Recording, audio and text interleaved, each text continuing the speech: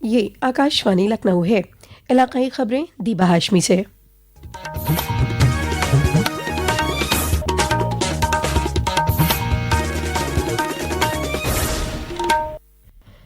विधानमंडल के budget session के 7वें रोज आज असेंबली में वक्फा सवाल के दौरान समाजवादी पार्टी के रुकन संदीप सिंह ने रियासत के प्राइवेट स्कूलों में वसूली जा रही फीस और उसके मुकाबले असतज़ा की अहलियत और एजाजिये का सवाल उठाया, जिसका जवाब देते हुए बेसिक तालीम के वजीर संदीप सिंह ने कहा कि प्राइवेट स्कूलों से मुताल्लिक दिक्कतों के लिए हुकूमत के जरिए फीस रेगुलेशन एक्ट बनाया गया है, जिसके तहत जिला मजिस्ट्रेट की सदारत में कमेटी बनाई गई है, जिसमें प्राइवेट स्कूलों से जुड़ी सभी दिक्कतों का तस्फिया किया जाता है। वजीर आजम नरेंद्र मोदी ने कल नई दिल्ली में हिंदुस्तान एआई इम्पैक्ट इजलास 2026 में मुनक़िद नुमाइश का इफ्तिताह किया। कल से शुरू हुआ यह इजलास किसी ग्लोबल साउथ मुल्क में मुनक़िद होने वाली पहली आलमी एआई चोटी कॉन्फ्रेंस है। वजीर आजम ने कहा है कि यह मुल्क की आवाम के लिए फख्र की बात है कि हिंदुस्तान एआई इम्पैक्ट चोटी कॉन्फ्रेंस के लिए पूरी दुनिया से लोग हिंदुस्तान आ रहे हैं। जनाब मोदी ने कहा कि यह मौका मुल्क के नौजवानों की सलाहियत को भी मुज़ाहिरा करता है।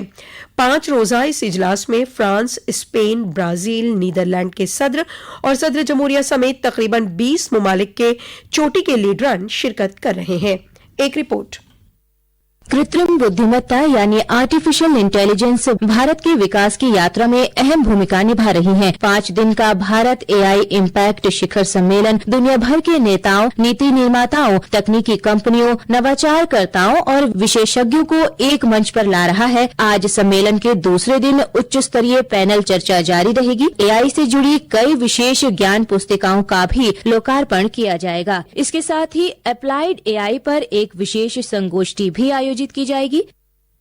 सानवी तालीम काउंसिल यूपी बोर्ड 10वीं और 12वीं दर्जे के इम्तिहानात कल 18 फरवरी से शुरू हो रहे हैं। इसे लेकर सभी इजला में जामे तैयारियां की गई हैं। सानवी तालीम के डायरेक्टर डॉक्टर महेंद्र देव ने बताया कि लखनऊ में रियासती सतही कंट्रोल रूम कायम किया गया है। इस कंट्रोल रूम के तवस्सुत से पूरे इम्तिहान की मुद्दत में ऑनलाइन मॉनिटरिंग और रोजाना की बुनियाद पर जायजा लिया जाएगा। कंट्रोल रूम का इफ्तिताह आज सानवी तालीम की वजीर मुमलिकत बराए आजाद चार्ज गुलाब देवी करेंगी।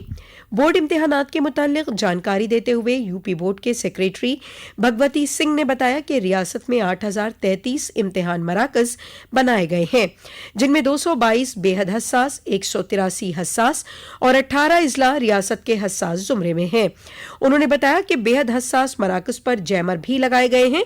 साथ ही इम्तिहान मराकज पर लाइव वेबकास्ट के जरिए निगरानी की जाएगी। सभी कमरों में वॉइस रिकॉर्डर की भी सहूलत मौजूद है। दरियासना सीबीएसई के इम्तिहानात आज से शुरू हो गए हैं। इम्तिहान का वक्त सुबह 10:30 से दोपहर 1:30 तक रहेगा। बोर्ड ने इम्तिहान के गैर जानिबदाराना इनेकाद के लिए सख्त निगरानी का इंतजाम किया है। हसास मराकज पर खुसूसी निगरानी की जा रही है और सभी मराकज सीसीटीवी कैमरों से लैस हैं। 10वीं दर्जे के इम्तिहान के लिए कुल 25,08,319 और 12वीं दर्जे के लिए 18,59,551 तुलबा और तालिबात रजिस्टर्ड हैं। 2 रोजा मीटिंग में शिरकत करने के लिए राम मंदिर तामीर कमेटी के सदर नृपेंद्र मिश्र आज अयोध्या पहुंचे। मीटिंग में शामिल होने से कबल मीडिया से बातचीत करते हुए उन्होंने बताया कि 19 मार्च को सदर जमहूरिया द्रौपदी मुर्मू अयोध्या आएंगी और वो तकरीबन 4 घंटे राम मंदिर अहाते में रहेंगी। इस दौरान सदर जमहूरिया तामीराती कामों में शामिल हो रहे 400 मजदूरों को एजाज से नवाजेंगी। उन्होंने बताया कि 30 सितंबर तक राम मंदिर अहाते में बन रहे दीगर मंदिर मुकम्मल हो जाएंगे, जिन्हें 30 सितंबर के बाद अकीदतमंदों के लिए खोल दिया जाएगा। उन्होंने ये भी बताया कि इस मर्तबा रामनवमी पर जन्म के वक्त रामलला के ललाट पर फिर भगवान सूर्य की शुआ के जरिए सूर्य तलक किया जाएगा। उन्होंने बताया कि इसके साथ ही म्यूजियम में 20 गैलरी भी बनाई जा रही हैं।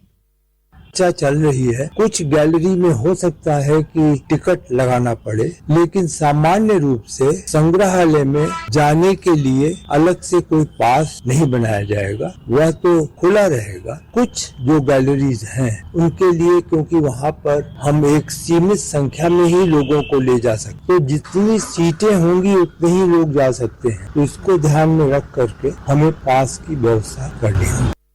रियासती हुकूमत ने बीज ताजिरों से गुजारिश की है कि अप्रैल से साथी पोर्टल पर मुकम्मल जानकारी अपडेट करें।